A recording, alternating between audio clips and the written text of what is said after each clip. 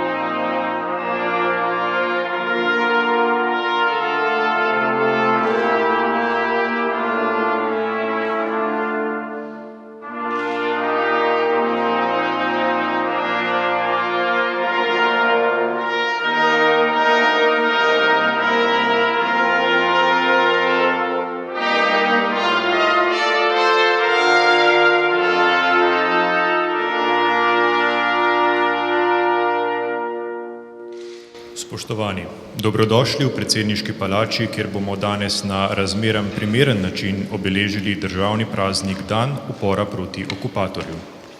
Državne praznike v predsedniški palači tradicionalno praznujemo na dnevih odprtih vrat, ki na pobudo predsednika Republike Slovenije Boruta Pahorja neprekinjeno potekajo od leta 2013. Zaradi razmer državni praznik tokrat praznujemo na drugačen način in zato se je predsednik Republike Slovenije odločil, da namesto obiskovalcev v palačo povabi gospoda Marijana Križmana, predsednika Zveze združenj borcev za vrednote narodno-osvobodilnega boja Slovenije, s katerim bosta ob dnevu upora proti okupatorju nagovorila državljanke in državljane ter Slovenke in Slovence doma in po svetu. Spoštovani gospod Križman, vljudno vabljeni k besedi. Hvala. Spoštovani gospod predsednik Borut Pahor, spoštovani vsi ostali, spoštovani novinarji. V čast mi je, da lahko danes tu spregovorim v svojstvu predsednika Zveze združenj borcev za vrednote narodno-osvobodilnega boja Slovenije. Da lahko spregovorim Slovenkam in Slovencem, kot je bilo rečeno, doma in v tujini. Osvobodilna fronta je za nas, Slovence, za nas, člane Zveze združenj borcev, eden najpomembnejši, če že ne, najpomembnejši praznik, kajti ta praznik je ne samo začel oboroženi upor proti okupatorju, ta praznik je tudi podstat za svobodno, demokratično in samostojno Republiko Slovenijo. S partizanskim bojem so generacije pred nami dosegle svobodo, mir, dosegle so vse tisto, kar je potrebno, da se je zgradila naša domovina, še posebej, kot sem že prej dejal, najpomembnejše je pa to, da smo imeli izpolnjene vse pogoje, da smo lahko se osamosvojili in da smo postali svobodna, kot sem rekel že, in demokratična država.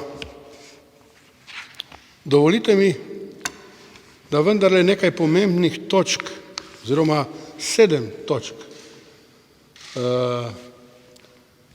Osvobodilne fronte preberem. Preberem zato, ker je danes praznik Osvobodilne fronte in so točke Osvobodilne fronte za nas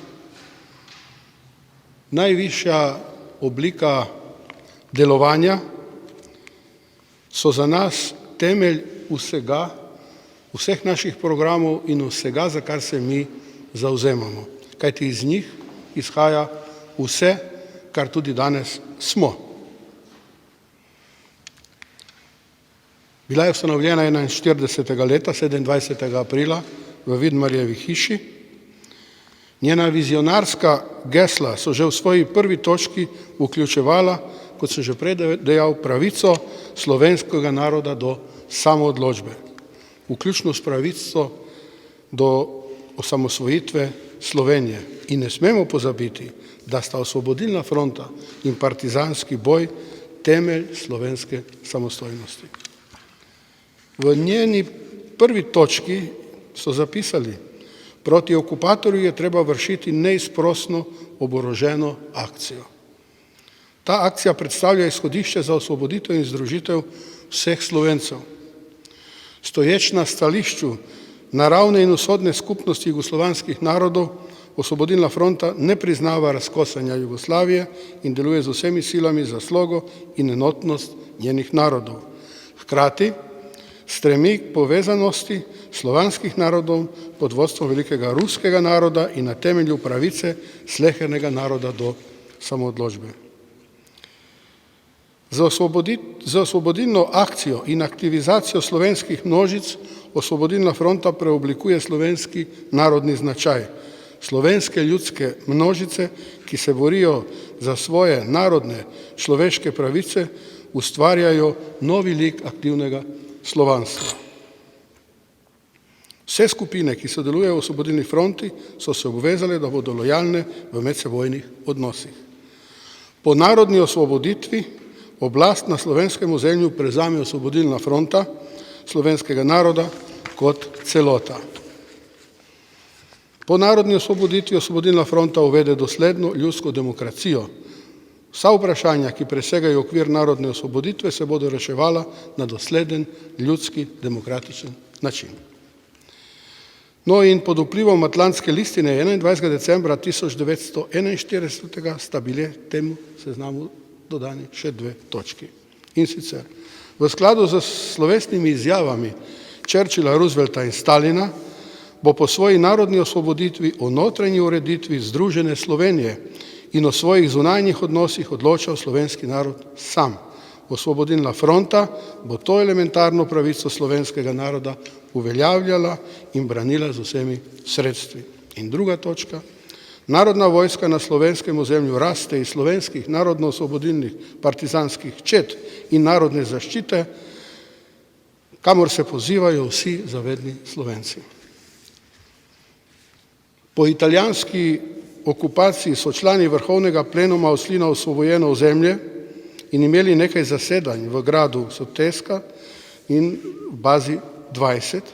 In za nas Primorce 16. septembra 1943. leta sprejeli zelo pomemben sklep. Namreč sprejeli so proglas, s katerim se omogoča priključitev primorskega naroda k matični domovini Sloveniji in Jugoslaviji. Mi se nismo vrnili, mi smo se priključili. Tako piše v proglasu. Če bi se vrnili, bi se lahko vrnili samo nazaj v Italijo, iz katere smo bežali in se tudi uprli. Fašizmu namreč, da ne bo pomote. Tudi s tem aktom je bil dosežen zgodovinski stoletni cilj slovenskega naroda in Združene Slovenije. Dobili smo temeljni kamen slovenske države, dobili smo okno v svet. Negiranje Osvobodilne fronte in partizanskega boja je tiščanje glave v pesek in poskus revidiranja naše polpretekle zgodovine, ki je kristalno jasna, saj se je partizanska vojska borila ob boku koalicije zmagovalk v drugi svetovni vojni. Prisotnost takratnega predsednika Zveze združenj borcev za vrednote NOB Slovenije Janeza Stanovnika na slovesnosti ob obletnici izkrcavanja zaveznikov v Normandiji pove vse.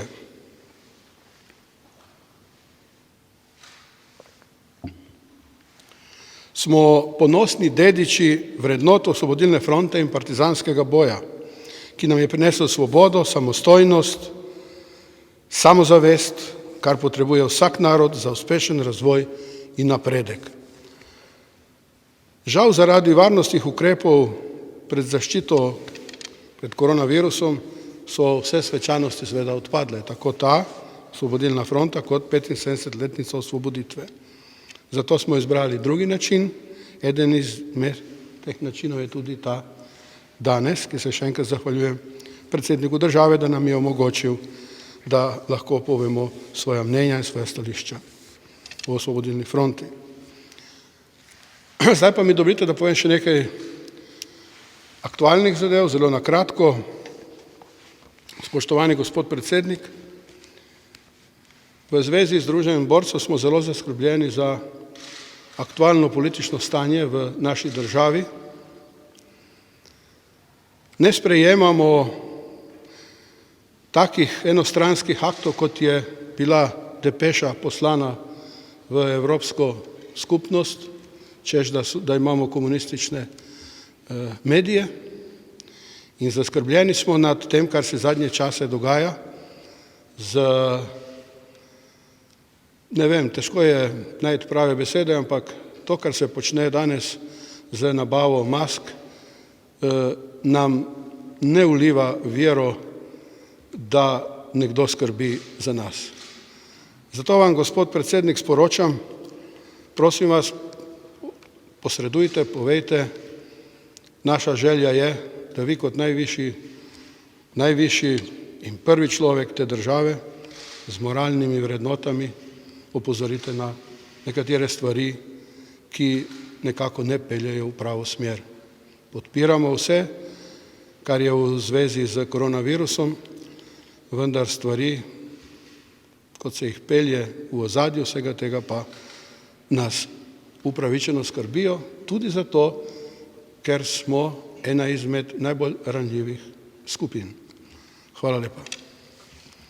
Hvala, gospod Križman. K osrednjemu nagovoru ob državnem prazniku vljudno vabim predsednika Republike Slovenije Boruta Pahorja. Spoštovane državljanke in državljani, drage veteranke in veterani, še zlasti preživele borke in borci narodno-osvobodilnega boja, spoštovani predsednik. Sprejmite vsi tukaj iz velike dvorane, predsedniške palače, ob današnjem prazniku moje najbolj iskrene čestitke. Danes dan upora praznujemo drugače kot običajno, a nič manj ponosno.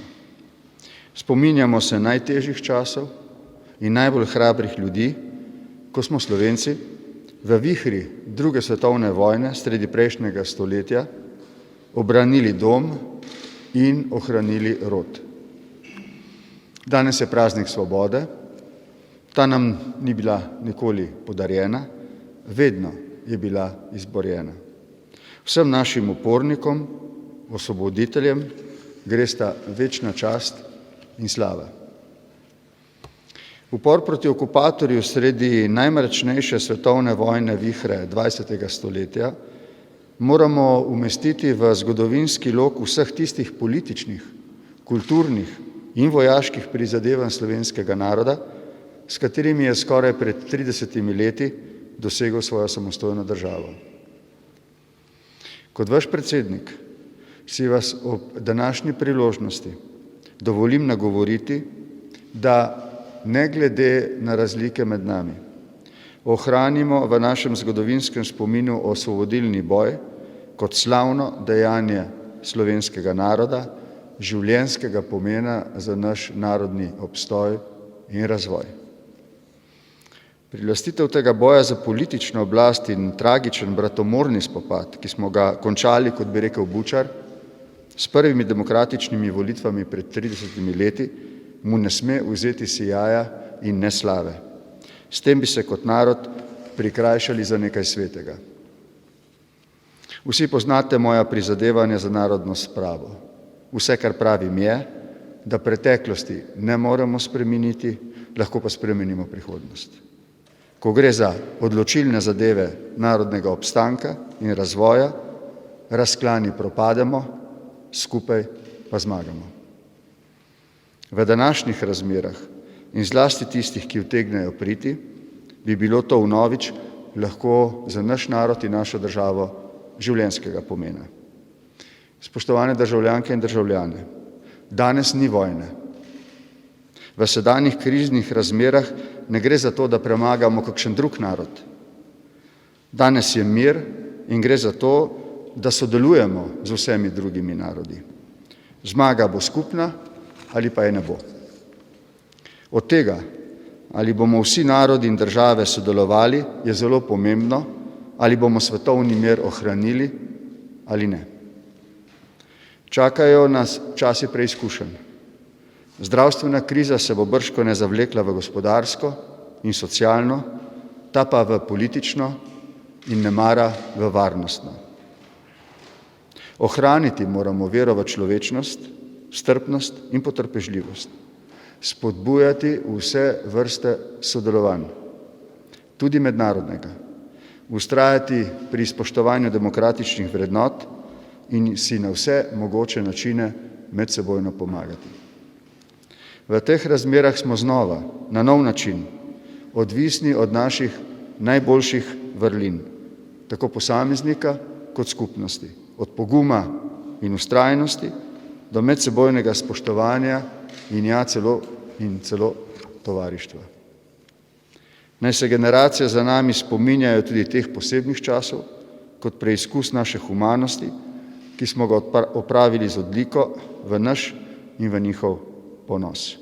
Sprejmite, prosim, vnovič moje čestitke za praznik in najboljše želje za prihodnost. Najlepša hvala, gospod predsednik. Obeležitev praznika bosta z venčkom slovenskih ljudskih pesmi sklenila slovenska glasbena virtuoza Miha Debevec in Dejan Kušar, vrhunska harmonikarja na diatonični in klasični harmoniki.